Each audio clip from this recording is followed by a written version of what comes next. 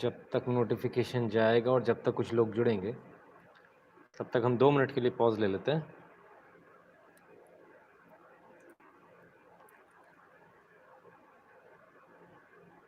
लगता है जब सब लोग सो चुके हैं। बहरहाल चलिए मैं अपना वीडियो बनाकर डाल देता हूँ।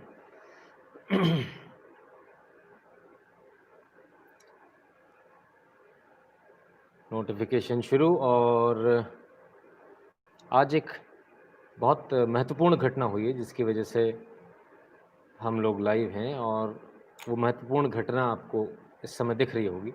नमस्ते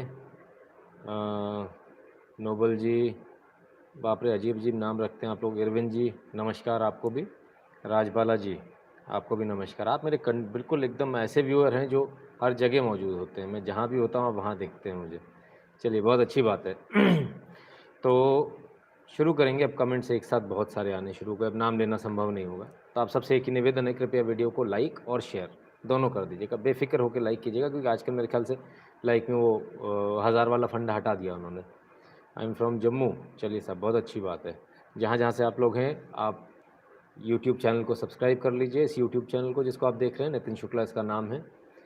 और ऑल नोटिफिकेशन को ऑन कर लीजिएगा। सिर्फ नोटिफिकेशन वाली घंटी दबाने से काम नहीं बनेगा, ऑल नोटिफिकेशन को आपको ऑन करना पड़ेगा, तब आपको सारे नोटिफिकेशंस आपको आया करेंगे, ऐसा हम मानते हैं। इसके अलावा आप टेलीग्राम चैनल से और तमाम जो हमारा गूगल फॉर्म है उसको भी भरिए और लगातार जुड़े रहिए। नायर कृष्ण जी केरल से हैं, आपका भी बहुत बहुत स्वागत, आप सभी का बहुत बहुत स्वागत। तो आज जो मेन मुद्दा है, जो मुख्य मुद्दा है, वो है दिल्ली दंगों को लेकर फिर से, क्योंकि अभी चार्जशीट चल रही है, चार्जशीट लगातार की जा रही है एक के बाद एक कोर्ट में। और आज एक बड़ी बात जो हुई है चार्जशीट होने के बाद, आज खालिद सैफ़ी नाम के एक मुख्य जो आतंकी है उसको पकड़ा गया है। यूएपीए इसके ऊपर भी लगाया गया है, जैसा उमर खालिद के ऊपर लगा है, इसके ऊपर भी यूएपीए लगा है, इन सब के ऊपर यूएपीए लगा है। और ये दंगे का मुख्य आरोपी बताया जा रहा है। तो खालिद सैफ़ी आखिर कौन है, हम ज़रा इसको जल्दी से देख लें, और छोटा सा वीडियो रहेगा ये। तो ये है इंडिया टुडे की आज की न्यूज़। और दिल्ली पुलिस अरेस्ट खालिद सैफ़ी इन चांदबाग वायलेंस केस। ये वही चांदबाग वायलेंस केस है जिसके बारे में, जहाँ से आपने मेरे जो लाइव रिपोर्टिंग थी वो देखी थी, ग्राउंड रिपोर्ट जो देखी थी वो चांदबाग की ही थी। अब चांदबाग में आखिर खालिद सैफ़ी ने किया क्या, इसको बहुत अलग अलग तरीके से डिफ़ाइन किया जा रहा है, इसको बहुत अलग अलग तरीके से बताया जा रहा है। पर सच्चाई आपको इसलिए जानना ज़रूरी हो जाता है ताकि आपको पता रहे। ये चांदबाग का वो इलाका है जहाँ से हम लोगों ने रिपोर्टिंग करी थी आपके लिए। ये तमाम सारी वो जगह हैं जो खंडर हो चुकी, उस समय भी खंडर हो चुकी थी। और इस तरह की तमाम सारी न्यूज़ है। एनडीटीवी ने इसके बाद में खालिद सैफ़ी के बारे में एनडीटीवी ने भी लिखा है। और खालिद से सबसे मज़े की बात ये है, जो कोई नहीं बता पाया, जो देखिए जो इंडिया टुडे नहीं बता पाया, ठीक है, इंडिया टुडे नहीं बता पाया कि ये क्या कर रहे थे। इन्होंने बताया, during investigation it was found that he played crucial role in arranging a meeting between suspended AAP Tahir Hussain and activist Omar Khalid. अब ये ओमर खालिद भी जो है एक्टिविस्ट नहीं है, ये आतंकवादी हैं। यहाँ पर भी हमको आपत्ति है इनके लिखने पर। लेकिन एनडीटीवी जो है, एनडीटीवी ने बड़े प्यार से बता दिया ये कौन है। Khalid Saifi United against hate नाम का संगठन चलाता है। नॉर्थ ईस्ट के जगतपुरी दंगों में भी खालिद सैफ़ी गिरफ्तार हो चुका है। ठीक है साहब, जगतपुरी में जो नॉर्थ ईस्ट में दंगे हुए थे उसमें भी ये गिरफ्तार हुआ, और ये है वो खालिद सैफ़ी। और ये इसलिए गिरफ्तार हुआ क्योंकि ये लगातार दंगे दिल्ली के अंदर फैला रहा था। रवि तिवारी जी बहुत बहुत धन्यवाद, you are doing a great job and your presentation keep it up, thank you, बहुत बहुत धन्यवाद। तो ये जो है, मैंने कुछ कहीं गलती से हाथ दब गया। बहरहाल ये जो है, ये बंदा जो है, ये लगातार जगतपुरी के दंगों में, चांदबाग के दंगों में, हर जगह इसका बार बार नाम आ रहा। अब ये बंदा है कौन, बताया जा रहा है यूनाइटेड अगेंस्ट हेट का ये नाम से संगठन चलाते थे। यूनाइटेड अगेंस्ट हेट के नाम से जो संगठन चलते हैं, ऐसे संगठनों की सच्चाई क्या, अब ज़रा इसको भी जान लीजिए आप। नाम है यूनाइटेड अगेंस्ट हेट, और कर क्या रहे हैं, कर रहे हैं देश के अंदर आतंकवाद फैला रहे हैं। ये इनका काम है, दंगों के ज़रिए आतंकवाद फैलाना। आतंकवाद फैलाना क्या होता है, एक समूह को, एक से ज़्यादा अधिक लोगों को किसी भी ऐसे कृत्य से आतंकित करना। और वहाँ जिस प्रकार से हिंदुओं को जो आतंकित किया गया, जो हिंदू नरसंहार हुआ दिल्ली के अंदर, जो हिंदू जीनोसाइड हुआ, वो सब ने देखा है, वो किसी से छुपा हुआ नहीं है। Fact checker, yes, fact checker लोग भी इसके बड़े फेवर में हैं, ठीक है। टाइम्स ऑफ इंडिया में भी इनकी न्यूज़ आज ये छाए हुए हैं चारों तरफ, और ये जो है ये तमाम सारी इनकी न्यूज़ इनकी। अब ये देखिए, इनको बचाने वाला आ गया द वायर, और लिखते हैं एक्टिविस्ट खालिद सैफी, एक्टिविस्ट, दंगाई नहीं, आतंकवादी नहीं, टेररिस्ट नहीं, detained from Khureji post site, charge with attempt to murder. ठीक है साहब, अब द वायर ने ऐसी स्टोरी लिखी है तो कुछ ना कुछ तो इसके पीछे राज होगा। तो हमने ज़रा खंगाला खालिद सैफी का जो प्रोफाइल है, ट्विटर प्रोफाइल, तो ट्विटर प्रोफाइल में द वायर के फाउंडर मेंबर आ गए। ये हैं सिद्धार्थ, ये वायर के फाउंडर मेंबर है, और ये खालिद सैफी है बगल में। ये वो आतंकी जिसके ऊपर आरोप है कि इसने दिल्ली के दंगे कराए, जगतपुरी के दंगे कराए, चांदबाग के दंगे कराए, और जिसने उमर खालिद के साथ ताहिर की मीटिंग कराई थी, वही ताहिर जिसने पूरे दिल्ली में जिसके घर को एक किले की तरह से इस्तेमाल किया गया था, जहाँ से लगातार बम फेंके गए थे, गुलेलों द्वारा बम फेंके गए थे, दूर दूर तक फेंके गए थे, फायरिंग हुई थी, वही ताहिर हुसैन, हाजी मोहम्मद ताहिर हुसैन, जिसके घर में इंटेलिजेंस ब्यूरो के जांबाज ऑफिसर को घसीट कर ले जाया गया था, और उसके बाद वहाँ बताया जाता 400 साढ़े 400 बार चाकुओं से गोद गोद कर उसकी हत्या कर दी गई थी। ये आप समझिए, अब आपको समझ में आ गया। थोड़ा आगे चलते हैं, वायर से थोड़ा आगे चलते हैं, और कहाँ कहाँ आती है न्यूज़। ऑप इंडिया की न्यूज़ को आप देख लें। Delhi police crime branch arrest one Khalid Saifi for his role in Delhi anti Hindu riots, pictures of him with journalist politicians emerge. अब ये आम आदमी पार्टी का जो काउंसिलर था ताहिर हुसैन, ये मेन था जिसका सबने वहाँ नाम लिया था। जब मैं गया था दिल्ली दंगों में तब इसका नाम लिया था। इसको फैसिलिटेट कर रहा था ये बंदा, आप कड़ियाँ जोड़ते जाइए, और इसने इससे मिलवाया था। ये है उमर खालिद, टुकड़े टुकड़े गैंग, ये भी टुकड़े टुकड़े गैंग है। ये टुकड़े टुकड़े गैंग जो एक्सपोज हो चुकी वो है, ये वो था जो बाद में एक्सपोज हुआ, ये बीच की कड़ी है। तो ये टुकड़े टुकड़े गैंग है पूरा का पूरा, ये जो हम अभी आपको सामने दिखा रहे हैं, ठीक है। समझिए आप इस पूरे को। अब सबसे बड़ी बात, हमने बहुत पता किया, बहुत पता लगा, और बार बार जो वायर जो है इसको बार बार एंटी सीए एक्टिविस्ट बता रहा है, किसको? खालिद सैफी को, ठीक है। जबकि ये कौन है? ये है दंगाई, ये है विशुद्ध रूप से एक आतंकवादी जिसके कि बाहर से कनेक्शन है। हमने कई जगह कई बार पता, इसका नाम जब हम दिल्ली गए थे तब भी आया था। एक और नाम आया था लियाकत अली अंसारी, अभी उनकी अरेस्ट बाकी है शायद, क्योंकि अभी तक मैंने जितनी भी चार्जशीट हुई है और जितनी भी अरेस्ट हुई है, मैंने लियाकत अली का नाम मेरे सामने आया नहीं है। तो अभी एक और मेन जो बंदा है वो बाकी है, वो है लियाकत अली अंसारी। और ये जो सामने मस्जिद जो थी, हरी वाली मस्जिद, ये उसमें था, और इसने वहाँ से लोगों को इंस्टिगेट किया था, ये मस्जिद से लोगों को निकाल कर लाया था, ऐसा वहाँ के लोगों ने हमको बताया था, ठीक है। तो लियाकत अली अंसारी अभी बाहर हो सकता है, अगर होगा तो बहुत जल्दी अंदर जाएगा, क्योंकि अभी एक एक करके सबका नंबर लग गया, बचने वाला कोई भी नहीं। मैंने उस समय भी आपसे कहा था, इसमें बचने वाला कोई भी नहीं है। दिल्ली नरसंहार में जो हिंदुओं का नरसंहार हुआ, इसमें बचेगा कोई नहीं, और ये धीरे धीरे अब एक एक करके पकड़ में आते जा रहे हैं। एक चीज़ और समझिए, हमको इन वीडियोस को इंग्लिश में बनाना पड़ेगा, तो मेरा आप सबसे थोड़ा निवेदन रहेगा, जब मैं इंग्लिश में बनाऊं तो थोड़ा सपोर्ट कीजिएगा, बिकॉज बाहर जो जाना है वो अंग्रेज़ी के ही वीडियो जाने। कई जगहों से मेरे पास यूएस से लेके यूरोप से लेके ब्रिटेन से कई सारे लोगों ने बोले सर अंग्रेज़ी में बनाइए, इंग्लिश में बनाइए, ताकि हम यहाँ के लोगों को दिखा सकें। नरेटिव बहुत ख़राब हो रहा है भारत का, तो फ्यूचर में हम इसको इंग्लिश में भी बनाएंगे, ताकि वहाँ के लोग भी इसको अच्छी तरह से उठा सकें, उसको देख सकें। अगर होगा तो इंग्लिश हिंदी के 2 वर्जन चलाए करेंगे। बहरहाल, तो खालिद सैफी जो पकड़ा गया, ये आखिर कौन है? इस बंदे के बारे में हमने बड़ा, जब हम वहाँ गए थे तभी भी हमने पता करने की कोशिश करी, हमें नहीं पता चला ये काम क्या करता है, लेकिन इसकी लाइफस्टाइल बहुत अच्छी है। ये पैसों की कमी इसको कभी नहीं होती है। ये मतलब जितना हमने इसके बारे में पता किया, इनमें से जितने भी लोग हैं सर, सबसे मज़े की बात, लियाकत अली अंसारी हो, ताहिर हुसैन हो, ताहिर हुसैन के बारे में बताया जाता, ठेके लेता, किस चीज़ के लेता, कहाँ लेता, कुछ पता नहीं चला, लेकिन इनके पास पैसा बहुत है, सबके पास पैसा बहुत था। और इस बात को जब शाहीन बाग का शुरू हुआ था धरना, तब सबसे पहले मैंने वीडियो में मैंने बहुत स्पष्ट रूप से कहा था, ये जो पैसा आ रहा है, ये पैसा आ रहा है सऊदी अरेबिया से, ये पैसा पाकिस्तान से आ रहा है, ये पैसा चाइना से आ रहा है, और ये 2 रास्तों से आ रहा है, एक सऊदी अरेबिया से आ रहा है और एक आ रहा है घूमकर जर्मनी के थ्रू। तो ये 2 जगहों से आ रहा है, और ये तमाम तरह की चीज़ों के उस पर आ रहा है। जैसे मान लीजिए कि फ़र्ज़ कीजिए कि मैं आपको कुछ बेच रहा हूँ बैठ के, ऐसे मान लेते हैं, जैसे मैंने ये फूल बनाकर आपको बेचा और ये ऑनलाइन फूल बेच दिया मैंने आपको, या मैंने कोई डिज़ाइन बना दिया। जो सबसे बड़ा धंधा चल रहा है वो ये धंधा चल रहा है कि मैंने ग्राफ़िक डिज़ाइन बनाकर आपको बेच दिया, ठीक है? वो आपने खरीद लिया $1000 में, यानी मेरे पास सीधे ₹70,000 आ गए। तो 2-2, 3-3, 5-5 हज़ार डॉलर के बड़े आराम से बिक रहे हैं। एक तो ये रास्ता है। दूसरा रास्ता जो है वो 40,000 से कम वाला वेस्टर्न यूनियन वाला है। सबसे ज़्यादा वेस्टर्न यूनियन जो आ रहा है वो इन्हीं लोगों के पास आ रहा है, और ये पूरे दावे के साथ बोलता हूँ मैं। इसके पूरे आंकड़े हमने निकाले, उसके बाद ही बोल रहा हूँ। जो सबसे ज़्यादा वेस्टर्न यूनियन आ रहा है, वो वेस्टर्न यूनियन इन्हीं लोगों के नाम पर आ रहा है, और ये लोग 40,000 से नीचे में कई मल्टीपल अकाउंट्स में लेते हैं।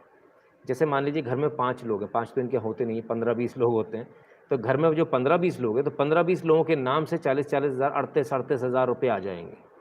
तो वो इनको निकालना भी आसान होता है, कैश में मिलता है, ठीक है? तो जितने भी लोग हमने देखे, हम इनका कहीं से सोर्स ऑफ इनकम नहीं पता चल पा रहा।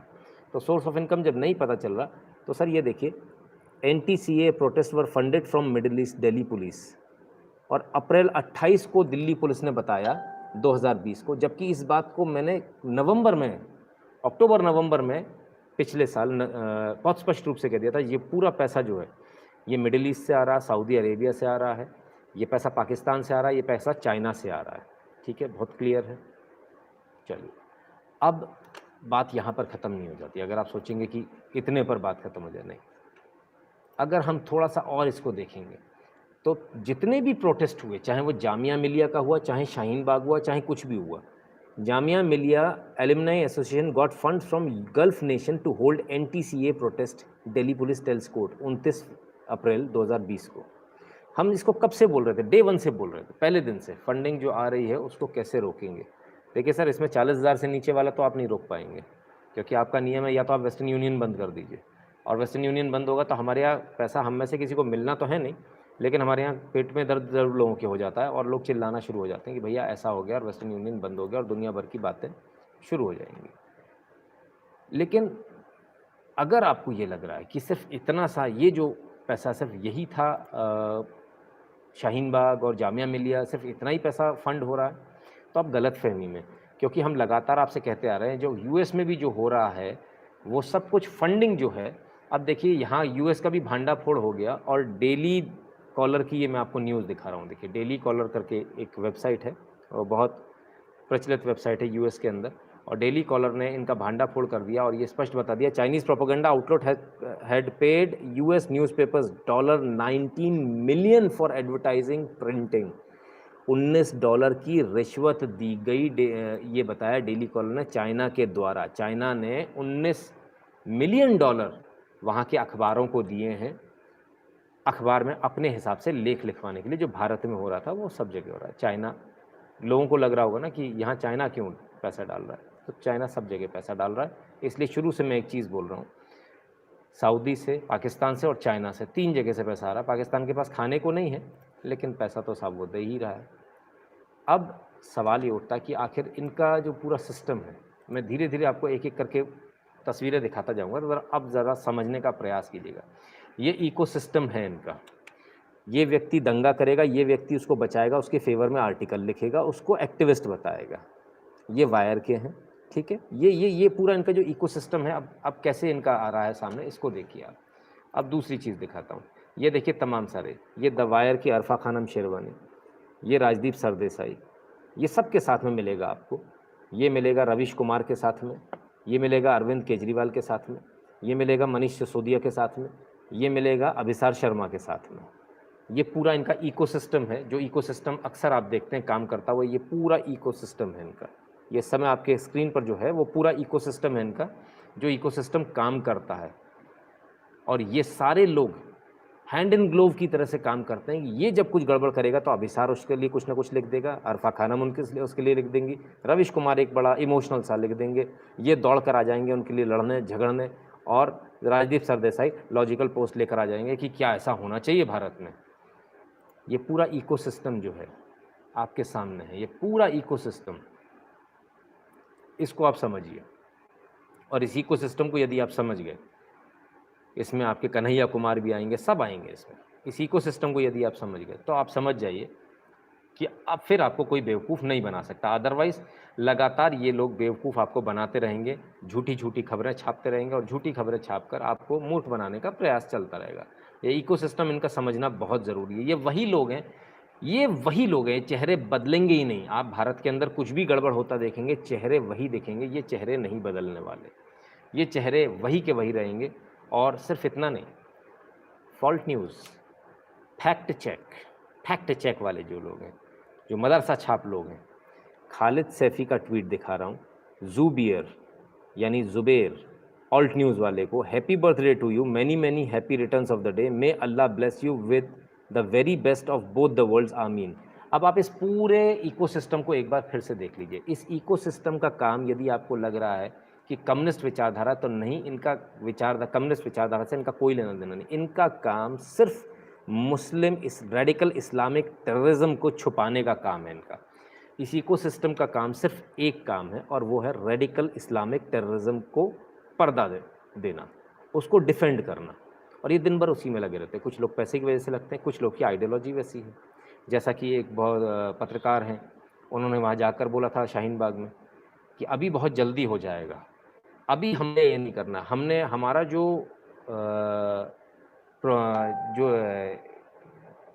एजेंडा है वो वहीं का वही, हमने एजेंडा नहीं बदला है।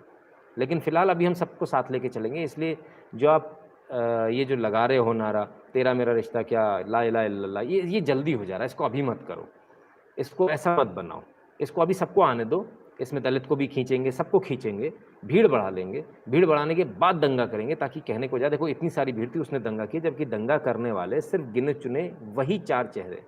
अब ये आपने पूरा चेहरा देखा, इनमें बहुत सारे चेहरे छूट गए हैं। इनमें चेहरा छूट गया स्वरा भास्कर का, जिन्होंने बाकायदा ट्वीट करके ये कहा था कि people of Delhi come out on streets. सबसे पहला भड़काया अगर किसी ने था तो स्वरा भास्कर ने भड़काया था। दिल्ली में जो हिंदुओं का नरसंहार हुआ, उसकी सबसे पहली कल्प्रिट अगर कोई है तो वो स्वरा भास्कर है। इसलिए स्वरा भास्कर को भी यूएपीए के तहत बुक करके बाकायदा उनके ऊपर चार्ज लगाया जाना चाहिए। ना सिर्फ इतना, अरफा खानम शेरवानी ने बाकायदा अपने ट्वीट के ज़रिए पत्रकारिता को दागदार करते हुए ऐसे ट्वीट्स किए थे जिसमें उन्होंने स्पष्ट रूप से लोगों को भड़काया था। ये भी वो हैं जिनके ऊपर मुकदमा कायम होना चाहिए, यूएपीए के तहत इनको भी चार्ज किया जाना चाहिए और इन पर भी मुकदमा लगना चाहिए। ये लोग देखिए, जिन्होंने पत्थर फेंका वो तो आपके सामने आ गए। ये जो सैफ़ी वैफ़ी हैं, ये तो फ्रंट लाइनर्स हैं, ये प्यादे हैं। मैं फिर से आपसे कह रहा हूँ, ये प्यादे हैं। इनके पीछे जो काम कर, ताहिर हुसैन तो प्यादा था, उसने अपने घर को मूर्खतापूर्ण तरीके से किले में तब्दील कर लिया। उसे पता था वो तो पकड़ा जाएगा, वो तो कि मतलब कोई चांस ही नहीं था कि बचता। लेकिन इसको जो लोग पीछे से गाइड कर रहे थे, जो लोग फ़ोन के ऊपर बता रहे थे, वो लोग कौन थे? वो लोग कौन थे जिन्होंने भड़काया लोगों को और लोगों से कहा कि आप बाहर आइए? वो लोग कौन थे जिन्होंने लगातार झूठ बोला कि आपका जो सीएए बिल पास हुआ है, इसमें आपकी नागरिकता जा रही है? नागरिकता तो किसी की भी नहीं जा रही। और हमने डे 1 से सिर्फ एक ही चीज़ कहा था, इस बिल के अंदर सबसे पहले भाजपा या सरकार के किसी भी मंत्री के कहने से पहले सबसे पहले मैंने ये कहा था, सबसे पहला आदमी था मैं, जब पास हुआ था कानून, उसके बाद पढ़ा था, पढ़ने के बाद मैंने सिर्फ एक ही चीज़ बोली थी, इसमें तो नागरिकता किसी की ले ही नहीं सकते, सिर्फ दी जा सकती है, इसमें रिवोक तो कर ही नहीं सकते, प्रोविज़न ही नहीं था कहीं। तब मैंने डंके की चोट पर कहा था कि इसमें नागरिकता सिर्फ दी जा सकती है, ली नहीं जा सकती। बाद में इसी लाइन को सभी ने पकड़ा और लगभग सारे मंत्रियों ने और सब ने यही बोलना शुरू किया। कीप इट अप गब्बर जी, जी बहुत बहुत धन्यवाद। तो आपको समझ में आ रहा है ये इकोसिस्टम कितना बड़ा। ये इकोसिस्टम ये कुछ 2-4-10 पत्रकारों तक नहीं है। ये इकोसिस्टम कुछ आपको सिर्फ पत्रकारों तक नहीं, ये बॉलीवुड तक जाता है। ये इकोसिस्टम बहुत ऊपर जा रहा है। इस इकोसिस्टम में बहुत सारे लोग हैं और ये बहुत सारे लोग जो हैं, ये बहरूपिये जो अलग अलग तरीके के हैं, ये सभी लोग एक साथ काम कर रहे हैं और सब एक दूसरे को शील्ड कर रहे हैं। अगर इसने कुछ किया तो वायर उसके लिए स्टोरी लिख देगा, वायर के ऊपर कुछ आएगा तो ये लोग हल्ला मचाना शुरू कर देंगे, इसको रिलीज़ करो, उसको रिलीज़ करो। क्या सफ़ूरा के नाम पर इतना सारा झंझट, इतना सारा झगड़ा जो हो रहा है, मैं देखकर उसको हैरान हूँ साहब कि आज ही के दिन एक लड़की है जिसको कि आज हत्या कर दी गई, लेकिन उसकी किसी ने बात नहीं करी। उसका नाम कोई शर्मा थी वो, और बाद में उसने मुस्लिम लड़के से शादी करी थी और जिससे शादी करी थी उसी ने पिस्टल ला कर दी और उसकी पहली बीवी ने इसको गोली मार दी। 7 महीने की प्रेग्नेंट थी, जो कल तक घाघरा उठा उठा कर नाच रहे थे कि प्रेग्नेंट है। आतंकवादी है भाई, प्रेग्नेंट हो कुछ भी, उससे क्या, वो उसकी फिजिकल कंडीशन है, उससे हमें क्या मतलब है। आतंकवादी आतंकवादी होता है। ऐसे तो कल को हम ये कहेंगे आतंकवादी के पैर में गोली लगी, वो चल नहीं पाता इसलिए उसको छोड़ दो। ये सारे आतंकवादी हैं, इन्होंने आतंकवाद फैलाया, दिल्ली के अंदर फैलाया, देश के अंदर फैलाया, इनके साथ किसी प्रकार का कोई रियायत होनी ही नहीं चाहिए। और जब इनको सज़ा हो तो मेरी तो दिली तमन्ना ये है कि इन्हें इंडिया गेट पर फांसी दी जानी चाहिए। जनता के सामने इनको फांसी पर लटकाया जाना चाहिए, जनता के सामने इनको फांसी के तख्ते पर लटकाया जाना चाहिए। इनमें से एक को भी बचना नहीं चाहिए। These people do not deserve any kind of mercy whatsoever. इनकी वजह से बेगुनाह लोग, वो बेचारे जो चुपचाप अपनी दुकानें चला रहे थे, उनकी जाने गई है। दिलावर नेगी, क्या दोष था उसका? वो चुपचाप एक मिठाई की दुकान में काम करता था, अंदर चुपचाप छुप कर बैठ गया था, शटर तोड़कर उसको बाहर निकाला गया। जब उसको मारने पीटने लगे, उसने अपने हाथ से बचाया तो उसके हाथ काट दिए कि अपने आप को बचा ना पाए। कटे हुए हाथों के साथ जब उसने भागने का प्रयास किया तो उसके पैर काट दिए गए ताकि वो भाग ना पाए। उसके बाद उसको उठाकर कूड़े का ढेर जो जला रखा था, जल रहा था, उसमें उसको फेंक दिया गया, जलते उसको जिंदा जला दिया गया उसको। ये है सच्चाई दिल्ली दंगों की, बहुत बहुत दर्दनाक है। दिलावर नेगी का एपिसोड मैंने उसमें कवर नहीं किया था, मैंने जानबूझकर नहीं किया था। ऐसा नहीं है कि मैं भूल गया था, मैंने उसको जानबूझकर नहीं किया, क्योंकि वो कहानी इतनी दिल दहला देने वाली है और इतना परेशान करने वाली थी, उसके फोटोग्राफ्स इतने परेशान करने वाले थे कि शायद एक आम आदमी उसको देखकर मेरे ख्याल से 2 दिन तक तो खाना नहीं खा पाएगा। अगर मैं भी आज भी मैं अगर दिलावर नेगी का दोबारा से एपिसोड बना दूंगा तो मैं संभवतः, मैं गारंटी के साथ बोल सकता हूँ कि आप सब कम से कम 2 से 3 दिन के लिए डिस्टर्ब हो जाएंगे। इतने घटिया तरीके से उसको मारा गया। ये एक सुनियोजित तरीके से की गई हत्या होती है जो ISIS के आतंकवादी करते हैं ताकि दहशत का माहौल बने, दहलाया जा सके। ये वो है, लेकिन इसकी बात कोई नहीं करेगा। दिलावर नेगी की बात नहीं करेंगे। इनको सफूरा असगर दिखती है। इनको आज जो शर्मा मारी गई वो नहीं दिख रही है, वो 7 महीने की प्रेग्नेंट थी। सफूरा असगर तो अभी शाहीन बाग से हुई है ना, वो दिख रही है। आतंकी प्रेग्नेंट दिख रही है, लेकिन जिसके ऊपर कोई चार्ज नहीं है, जिसका कोई पुलिस रिकॉर्ड नहीं है, जिसने सिर्फ शादी करके जो रह रही थी, उसको जो गोली मार दी, उसके लिए कोई आवाज़ नहीं उठाएगा। थैंक यू बाबूलाल शाह जी, बहुत बहुत धन्यवाद। आप समझिए, आतंकी के लिए निकल आएंगे, अरे वो प्रेग्नेंट है, वो प्रेग्नेंट है, वो प्रेग्नेंट है। और जो असलियत में जो घरेलू औरत है, जो प्रेग्नेंट थी 7 महीने की, उसको आज गोली मार दी जाती है, उसके पेट के अंदर उसका बच्चा मर जाता है, उसकी कोई बात नहीं करी। ना अरफा खानम शेरवानी का आया, ना ऑल्ट न्यूज़ ने फैक्ट चेक किया, ना किसी ने कुछ, किसी को चिंता नहीं है। चिंता सिर्फ धर्म के आधार पर हो रही। आप ये जो इकोसिस्टम देख रहे हैं, मैं आपको बहुत स्पष्ट बता दूं, ये कोई कम्युनिस्ट इकोसिस्टम नहीं है। आप ये जो इकोसिस्टम देख रहे हैं, ये भूल जाइए, ये कम्युनिस्ट बहुत पहले बदल चुका। अब ये रेडिकल इस्लामिक इकोसिस्टम है, आप इसको बहुत अच्छी तरह से समझ लें। ये बिल्कुल प्योरली रेडिकल इस्लामिक इकोसिस्टम है, और इसका काम सिर्फ ये है कि जो आतंकी हैं, जो आतिताई हैं, जो आतंक फैला रहे हैं, जो मर्डरर्स हैं, उनको शील्ड करना, उनको बचाना। रिहाई मंच भी उनमें से ही काम कर रहा है, PFI आपके सामने ही है, ये तमाम सारे लोग, और इनकी फंडिंग पूरी बाहर से आ रही है। नाउ द पॉइंट इज, बहुत सारे लोग पूछेंगे फंडिंग कैसे रोकी जाए। सर देखिए, फंडिंग आप नहीं रोक पाएंगे, क्योंकि हवाला से भी आती है, तमाम सारी और जगह से आती है, आप फंडिंग नहीं रोक पाएंगे। It is not possible. आप लोगों की तरह वो कोई यहाँ पर नहीं देते हैं। ओंकार जी बहुत बहुत धन्यवाद। इस तरह से कोई 1 नंबर में पैसा नहीं आता उनका कि वो बैंक अकाउंट में आएगा, नहीं, 2 नंबर में आ रहा है, हवाले में आ रहा है। कहाँ तक आप रोक लोगे? कबाड़ का सारा काम कौन लोग कर रहे हैं? कबाड़ का सारा काम यही कर रहे हैं, पूरा 2 नंबर का धंधा है कबाड़ का। लेने वाला कौन है? लेने वाला स्टील इंडस्ट्री वाला। वो कौन है? वो आप में और मेरे में से कोई एक है। तो पहले आप ये तो देख लीजिए कि आप कर क्या रहे हैं, किसको कहाँ से पैसा दे रहे हैं। ये 2 नंबर का पैसा 1 नंबर बड़े आराम से हो जाता है कि हम तो कबाड़ का काम करते हैं। हमने कोई हिसाब नहीं है ना कबाड़ का कि मैं अलग अलग घरों से इतना उठा लाया, कोई रसीद नहीं बनती, कोई पर्ची नहीं बनती कबाड़ की, है ना। आपको किसी ने आज तक रसीद दी कि भाई बाबूजी मैं आपके यहाँ से तोल कर ले जा रहा हूँ कबाड़ा, ये 2 किलो लोहा ले जा रहा हूँ और आपके यहाँ से रद्दी ले जा रहा हूँ 20 किलो, तो ये लीजिए इसकी रसीद ले लीजिए GST पेड की कि आपने मुझे बेचा। कोई रसीद नहीं मिलती, सब 2 नंबर का काम है। और ऐसे 2 नंबर के काम में 2 नंबर के पैसे को जो बाहर से आता है उसको 1 नंबर किया जाता है, और सारी गड़बड़ भी यहीं से होती है। जो आप मैकेनिकल वर्कशॉप पर जाते हैं, वहाँ जब आप अपनी गाड़ी सुधरवाते हैं और जब आप वो ऑयल छोड़ देते हैं, वो पुराना ऑयल निकालता है, कहता ख़राब हो गया और नया ऑयल डाल देता, तब आप ऑयल छोड़ कर आते हैं, उसी ऑयल का इस्तेमाल, उसी तेल का इस्तेमाल हुआ था उन पेट्रोल पंप्स में। आधा तेल था कोई गंदा वाला तेल, बहुत अच्छा जलता है वो गंदा तेल बहुत अच्छा जलता है, अच्छे से ज़्यादा अच्छा जलता है। तो वो गंदा तेल पुराना वाला, उसमें थोड़ा मिट्टी का तेल, थोड़ा पेट्रोल मिलाकर फिर उसको इस्तेमाल किया गया था। तो उनको तो फ्री था, आप छोड़ कर आए थे, आप फ्री में छोड़ कर आए थे वहाँ पर, आपने कह दिया रख लो तुम, अगली बार से जब आपकी जो बॉटल खाली होगी ना, उसी बॉटल में भरवा के वापस ले आइएगा, आपके घर में भी काम आ जाएगा, है ना। और जितने पार्ट्स आपके निकलते हैं, बेरिंग्स की जो गोलियां होती हैं, ये इस्तेमाल की गई थी बम के साथ में, ताकि वो घुस जाएं दूसरे में, धंस जाएं अंदर। ये सारी चीज़ें आपको समझनी पड़ेंगी। अब जो चीज़ें छोड़ कर आ रहे हैं, बहुत छोटा छोटा, बहुत माइन्यूटली आपको समझना पड़ेगा। शर्मा वाला क्या मामला है और कहाँ का है? जी, शर्मा वाला मामला आज ही का है, और मैं कोशिश करता हूँ, मैं आपको देने की कोशिश करता हूँ।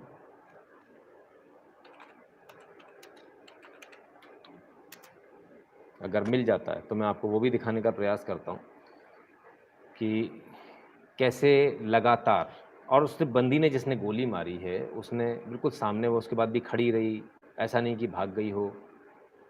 तो ये डेली चल रहा था। पॉइंट इज़ कि सर देखिए, ऐसे मामले रोज़ होते रहेंगे, सबसे बड़ी बात ये है। और कितने कितने मामले आप लेंगे? चलिए मैं आपके सामने मामले खोल देता हूँ, तो इतने सारे मामले आ जाएंगे कि आप खुद कहेंगे कि ये क्या हो गया, हमने तो एक मांगा था, इन्होंने तो इतने सारे मामले दे दिए। तो दे आर एवर लास्टिंग, बहुत सारे हैं, बहुत सारे हैं। और ये देख लीजिए, आपके सामने दे देता हूँ, ये इतनी सारी लड़कियाँ, चाणक्य कुमारी, हर्षिता शर्मा, हिना तलरेजा, जीशा कुरैशी, पल्लवी, नेहा, लिखा, अनुजा, रिया, टीना, खुशी, नेहा, निमिषा, प्राची, मानसी, ये तो वो हैं जिनके आपके साथ वो खूबसूरत है ना, इनमें से एक भी बदसूरत नहीं है। देखिए, है ना, वही है ना जो लोग टिकटॉक के वीडियोस बनाते हैं, ऐसी खूबसूरत खूबसूरत लड़कियाँ जो अपनी अपनी अच्छी अच्छी फ़ोटोज़ को डीपीज बनाती हैं, वही लड़कियाँ, कोई अलग नहीं है, ये हमारे ही समाज के लोग हैं। तो ये भी आपको थोड़ा सोचना पड़ेगा। इसमें देखिए, गलती अगर हम अपनी तरफ से ऑप्शन छोड़ेंगे तो दूसरा तो करेगा ही, उसमें दूसरे को गलती सोचना बेकार है ना।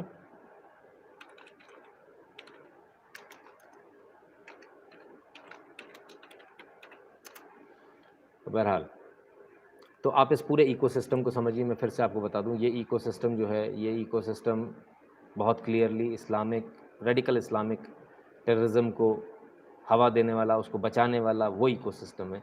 ये इकोसिस्टम किसी भी प्रकार से आप सोचेंगे कि हाँ, ये देखिए आ गया, मानसी शर्मा इसका नाम है। पिरामिल जी बहुत बहुत धन्यवाद। चलिए मैं आपको दिखाता हूँ उसको। शाहीन बाग, अरुण पुंडूर के ये ट्वीट है, और ये शाहीन बाग शेर जफर्स वाइफ शबाना आका शेरनी shot dead Hindu born Mansi Sharma who converted to Islam to become Alia to marry Zafar as one of his wives। अब ये क्या हुआ? ये मानसी शर्मा है जिसने कि जफ़र से शादी करी, ठीक है। और मज़े की बात ये है कि जफ़र की पहली बीवी ने इसको गोली मार दी, और ये गोली मारकर, ये पड़ी हुई है लाश इसकी, और ये गोली मारकर यहीं खड़ी, भागी नहीं। और इसको ये जो पिस्टल ला कर दी थी, ये जफ़र ने ला कर दी थी। लेकिन अब इस बारे में आज कोई बात नहीं कर रहा है, सारे फेमिनिज़्म सब घुस गया, सब गायब हो गया। और ये 7 महीने की प्रेग्नेंट थी, ठीक है, ये बाकायदा न्यूज़ में है, सब जगह प्रूव्ड है, ठीक है। तो ये चीज़ें हैं भैया, ये बहुत क्लियर है। और ये पूरा इकोसिस्टम जो आप देख रहे हैं, इसको आप समझ लीजिए, अच्छी तरह समझ लें। और इस इकोसिस्टम से सर पीएफआई बैन क्यों नहीं होता? होगा ना सर, कोर्ट से बैन होगा, सरकार बैन नहीं करेगी उसको, बता दिया, पहले भी बता दिया। एक ही एक सवाल को अपन बार बार ना क्या करें। क्या आप लोग एक ही सवाल को बार बार करोगे? मुझे इरिटेशन होगा। क्या मैं एक ही चीज़ को रिपीट करूँ बार बार? It doesn't look nice. कह दिया होगा, कोर्ट से होगा, कोर्ट करेगा, मामला कोर्ट में विचाराधीन, आप कैसे बैन कर दोगे? Atul music, again you have repeated the comment. मैं दाद देता हूँ मैं आपकी हिम्मत की यार, क्योंकि मैं कैसा आदमी हूँ, तुरंत ब्लॉक मार देता हूँ। अब अगर आपने तीसरी बार अगर आपने करना है, तो मैं भी देखता हूँ कि इसके बाद फिर आप आगे कैसे कर पाओगे। तो don't compel me to be too strict, don't compel me to be like that, okay. I don't like it. So what I want, आप लोगों को अच्छी इन्फॉर्मेशन मिले, सही इन्फॉर्मेशन मिले, इसके लिए मैं आता हूँ। बार बार एक ही कमेंट को करेंगे, मज़ा नहीं आएगा। मामला कोर्ट में है, कोर्ट बैन करेगा, सब कुछ कोर्ट के अधीन है, ठीक है। Please maintain the decorum, yes of course.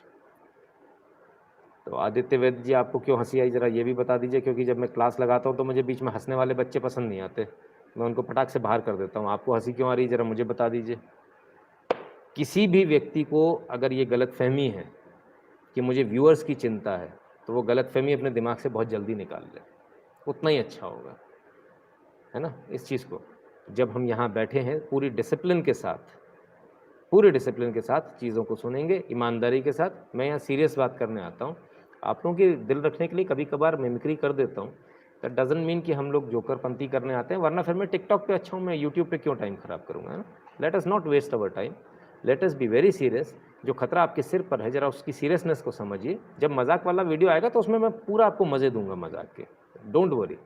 लेकिन आज जो सीरियसनेस है उसको समझिए। आपके सिर पर दिल्ली के अंदर जो मौत मंडरा रही है, उसको अंडर एस्टिमेट लोगों ने किया, अंडरमाइन किया, उसका नतीजा सामने है। हिंदू नरसंहार हुआ और मेवात में हो रहा है। अब तो जजेस लिख रहे हैं, अपने जजमेंट में लिख रहे हैं कि इनकी स्थिति तो अफगानिस्तान से भी बेहतर है, बदतर है, मतलब किसी इस्लामिक स्टेट से भी बेहतर है। मोदी जी ने एनजीओ को बैन किया, अब कैसे ऑपरेट कर रहे हैं ये इंडिया में। यस, देखिए प्रतीक जी, धन्यवाद। प्रतीक जी समझिए, मोदी जी ने जो बैन किया वो बड़े एनजीओ को बैन किया, जो बड़ा एफसीआरए के थ्रू पैसा आ रहा था उसको बैन किया है, ठीक है। अगर वो बैन नहीं होता तो अब तक तो हज़ारों करोड़ रुपए आ गए होते। जैसे मैंने अभी आपको बताया था ना, कहाँ का बताया था, यूएस का बताया था ना, कितना पैसा, 19 मिलियन डॉलर्स। अंदाज़ा लगाइए आप, इसको मोटा मोटा 20 मिलियन पकड़ लीजिए। 1 मिलियन में 10 लाख होता है सर। 10 मिलियन में कितना हो गया, 1 करोड़।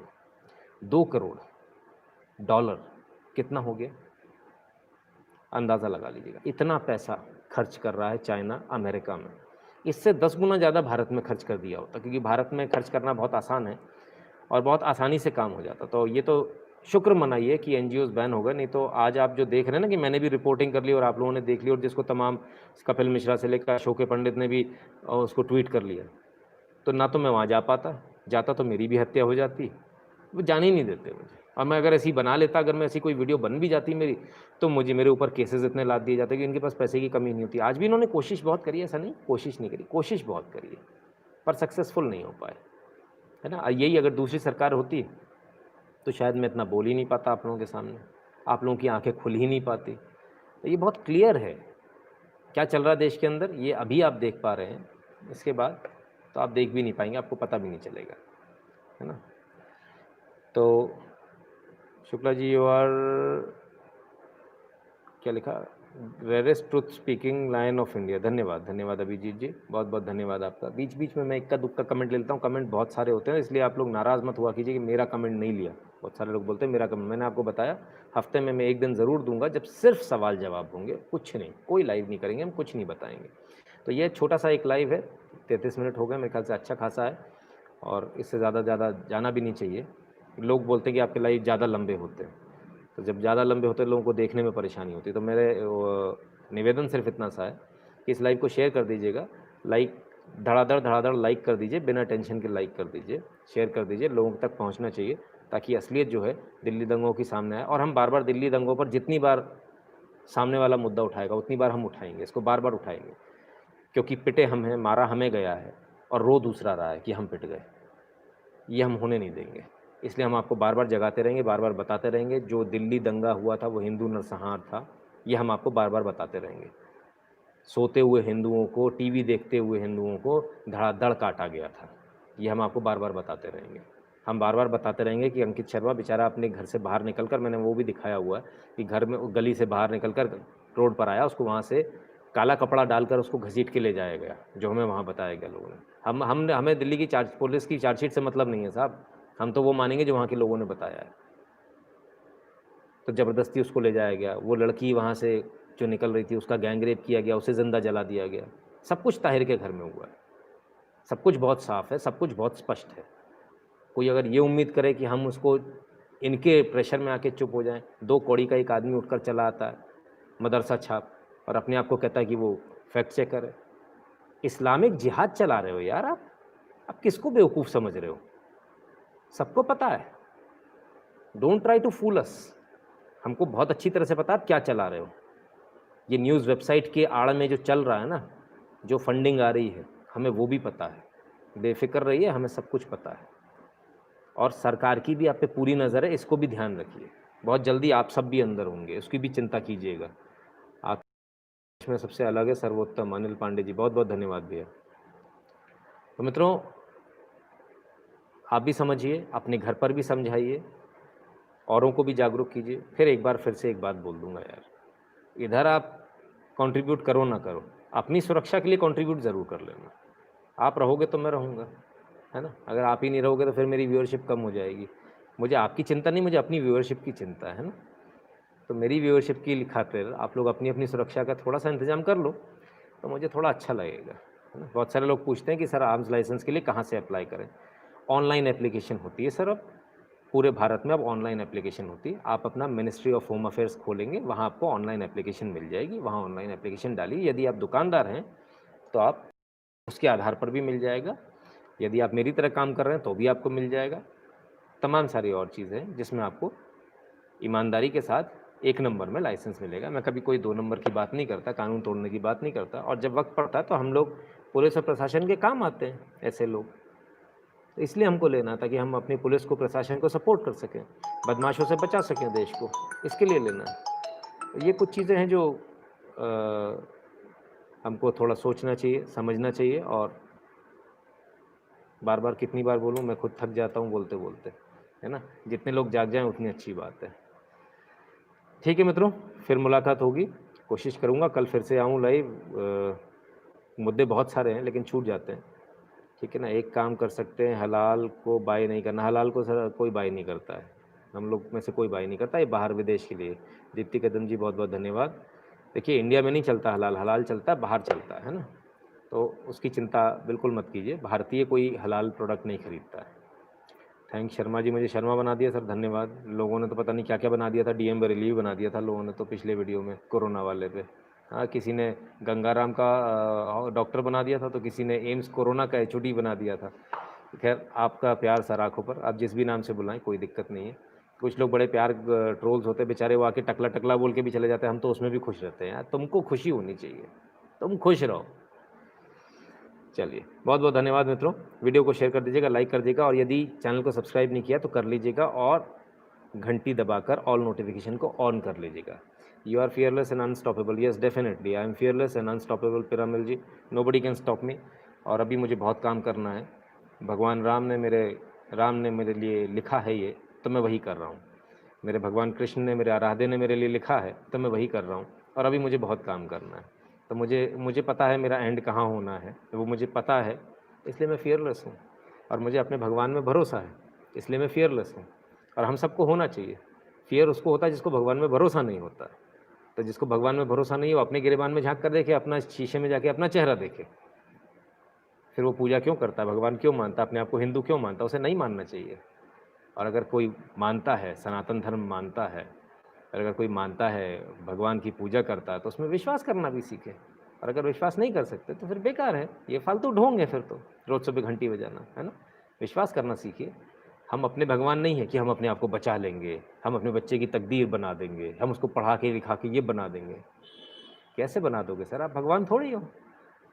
वो वहाँ बैठा है, वो लिखेगा आपकी तकदीर, आप नहीं लिख सकते, है ना?